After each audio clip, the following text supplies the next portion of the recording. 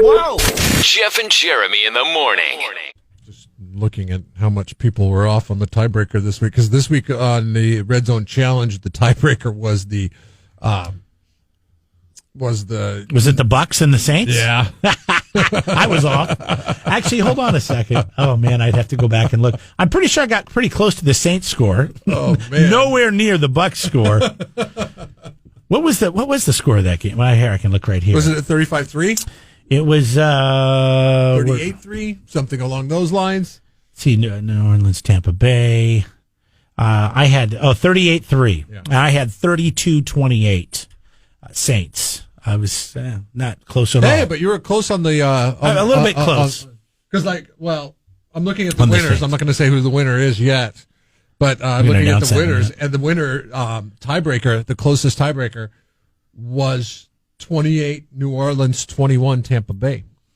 Very cool. Very cool? I mean... I don't know if that's cool.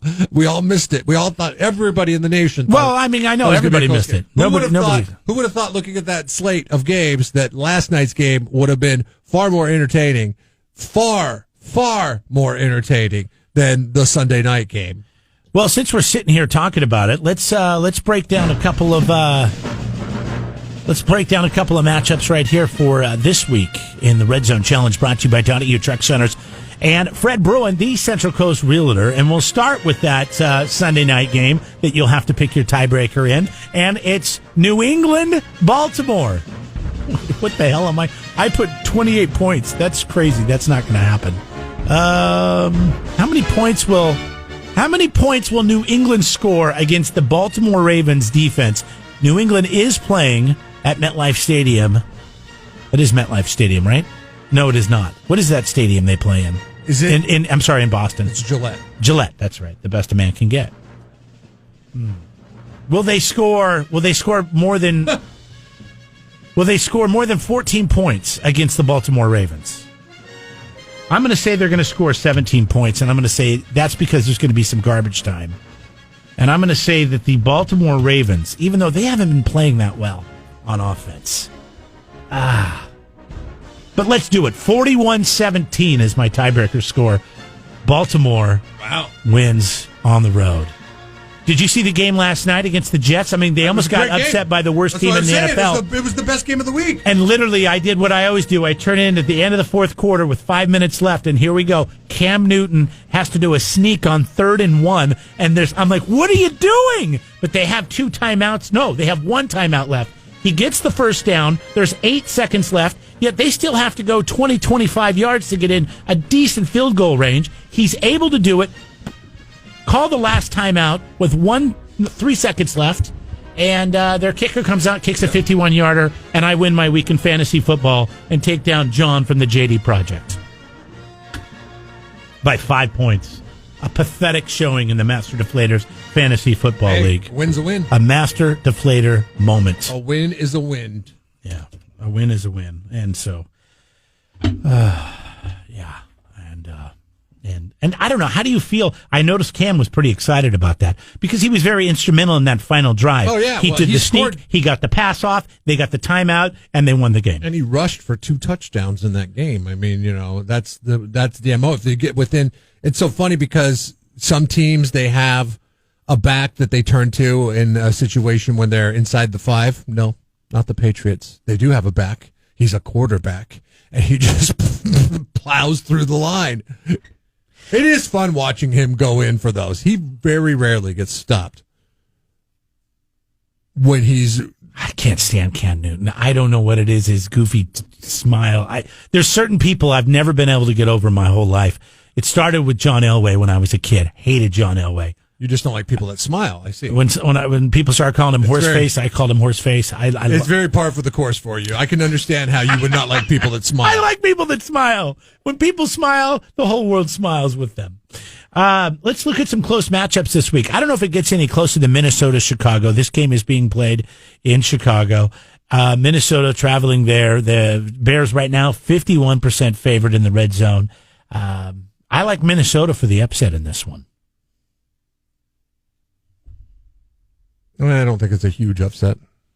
It's very close But I'll just call it an upset since they're on the road and they're the underdogs. There's a chance in this game that Chicago has 0 running backs.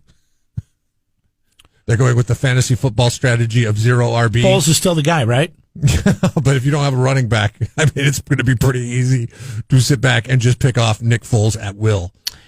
Another close game, Arizona hosting the Buffalo Bills, who just annihilated the Seahawks. They're a 72% favorite this morning.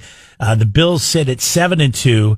The Cardinals sit at 5-3. But we've seen Arizona. I mean, come on. I don't think this will be an issue. I don't think the Seahawks were ready to play the Bills last week.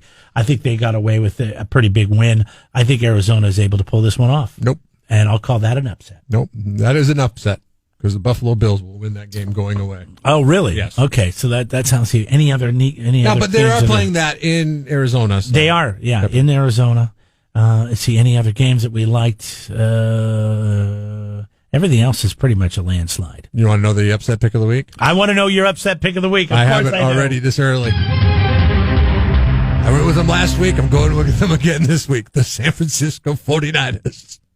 Travel to New Orleans. Stop it. Coming off of a bye. Stop. Are you kidding me? Not a bye, but a semi-bye. The Seahawks put a big slap on them. Right before, and they're going to beat the New Orleans Saints coming off of a big victory. The New Orleans Saints are going to come into this one, and they're going to think it's easy pickings here for the San Francisco 49ers, and the 49ers are going to shock the New Orleans Saints because you don't mess with Tom Brady.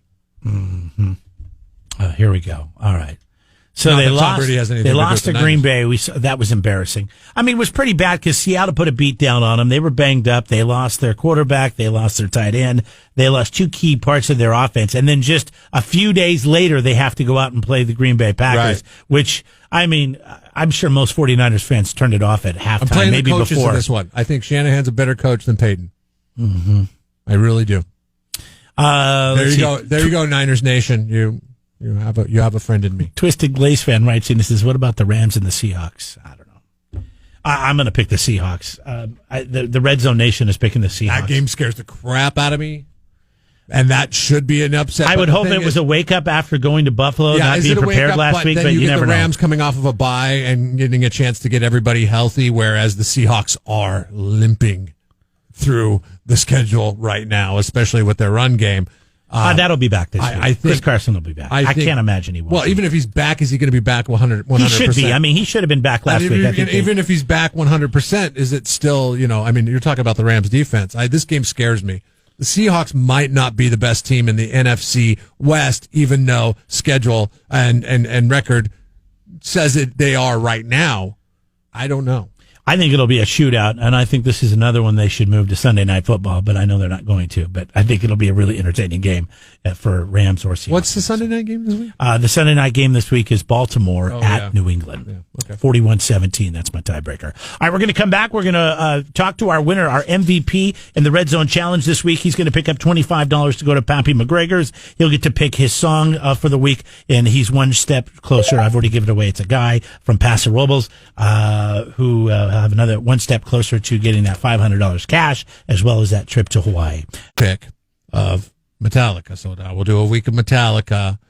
It's interesting. If you go back and you look at everybody and what they picked, I mean, it's probably Led Zeppelin, Metallica, and AC/DC. Ooh. That's what I saw. You know what I'm going to do? I'm glad that you have issued that challenge because you know I'm a stats nerd. Mm-hmm. I am a stats geek.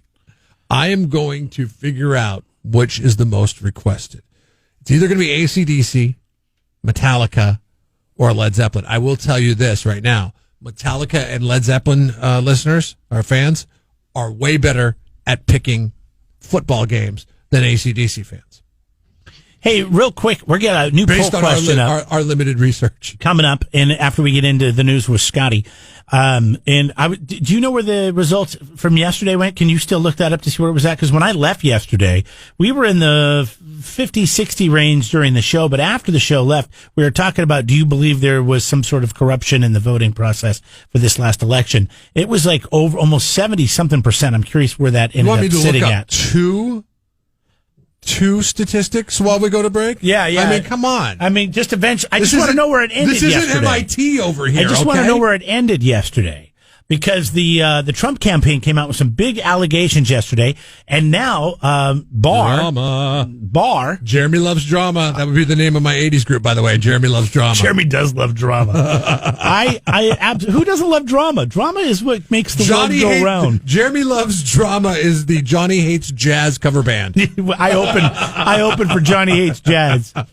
William Barr has now decided that they will do an investigation into this. The Attorney General of the United States. Now, I don't know what that means. The Trump-appointed Attorney General of the United States. I think that bears noting on this one, okay? Well, I mean, yeah, okay, sure. I think that's obvious, right? So anyways, I'm just curious where that sat at. We'll get to those results. That poll question getting much more action than the current poll question. I'll just tell you that much right now. About dogs, and if you adopt or you go to a breeder. Yeah, that's a pretty lame People don't care about the first or second dog right now. Journey elect, I should say. The first check. or second dog elect, which doesn't make sense, but we'll get to that in a minute. Okay, yesterday's poll question: how concerned are you about voter fraud playing a role in the latest election? 54% say very concerned. 37% saying not concerned at all, and then 9% of the vote went to not too much and a little concerned. Yesterday, left the radio station about 11 o'clock. There was 72% of people said they were very concerned about voter fraud. And this poll ended at 2 o'clock yesterday. Mm-hmm. So you're telling me in 3 hours it went from 54%. It went from 72% very concerned to 54%. Well, that sounds like voter fraud to me. That's because the absentee votes came in. Yeah, the absentee votes. 4 hours. There was 3 more hours. This had sat up all weekend. We're talking from Friday, Saturday, Sunday. 72. What the hell? I can't even do the math. I'm so frustrated. Well, how many hours is that? So you got 24 times 4 equals 96 hours. In 96 hours, we had 72% of people saying they thought it was fraudulent. And in 3 hours, we lost 20% and we went down to 54%. So, Cameron and people listening at home, to give you an idea of behind the scenes, Jeremy is alleging that voter fraud. I'm alleging that Suzanne and the other liberals in here, they went around to all the different computers they could, and on different browsers, they cleared the cache, and they kept voting for not very concerned. That's what I'm alleging. I'm going to come right out and say it. Salty. What's that? You guys love. You love the salts? Well, here's some pepper. Here's some pepper for you. I just called them out by name. Seth, Suzanne, damn it. Can we check the IPs? I want a full investigation. Now, I want a Barr investigation into this. I want to check IP addresses. I want to know where these votes came from in 3 hours, because the fact that we changed 20% in 3 hours is ridiculous. Considering the fact that it was up for 72 hours and the last 3 hours of the poll, it did move from 72 to 54%, would suggest that there was some clearing of some caches and some cookies and maybe some repeat voting on some computers. Now, we don't allow for that, but if you're creative and you're good with IT... Oh, you can use multiple browsers. You could download 5 browsers on your phone, and every browser has its own unique identity impression. So, now listen... So that's not true, guys, isn't it? Your guys' is based on IP. I've done that to see if I can, actually... Oh, manipulate the results? Is that what you're trying to do? What do they got you working for them too now, Cam? Listen, I could do it right now. I have Safari on my Mac, and I have Chrome, and I've been able to vote both times on both browsers, as long as it's, and then I get my cell phone out. Maybe what we should do is we should make people show their ID and show up to vote and sign. I want to match a signature from now on if we're going to do polls, and we want them accurate. SurfNet Communications, we apologize. Stinky. The results used to be so much more robust. Now, I know anybody that listens to the show thinks this may not be true, and it is, and it's real, and I'm really... Damn it. I'm hitting all the wrong buttons now. Flustered. So he... And I'm not saying anything except for I'm just saying this smells. This smells of the swamp. You smell that swampy smelling when you came in today, Jeff? You know what that is? That's the swamp. That's the swamp. That didn't get drained? It did not get drained. You better call your boy Tony and tell them to get on this. All right. And so what's today's poll question? Oh, today's poll question much more easier. Do you adopt a dog from do you rescue or do you go to a breeder? Getting a dog, do you A, I've done both. Get a rescue, or B, adopt a purebred? Isn't that nice? 75% of the people right now saying that they get a rescue dog versus adopting a purebred. So Joe Biden got it right the second time, not right the first time. 2008, he missed it. 2018, he got it right by getting the rescue dog. Right? Rescue dogs, top tier dogs. Yeah. All right. 8:55. Rush and I think they last longer too. We'll get to that coming up right after what? Rescue dogs? Mm-hmm. There's all kinds of science behind it. No, I can extrapolate on that if you'd like me to. My rescue dog only lasted 6 years. He got a brain tumor. Yeah, but your rescue dog was, I'm not saying guaranteed to last. On average. I'm saying on average. On average. Okay.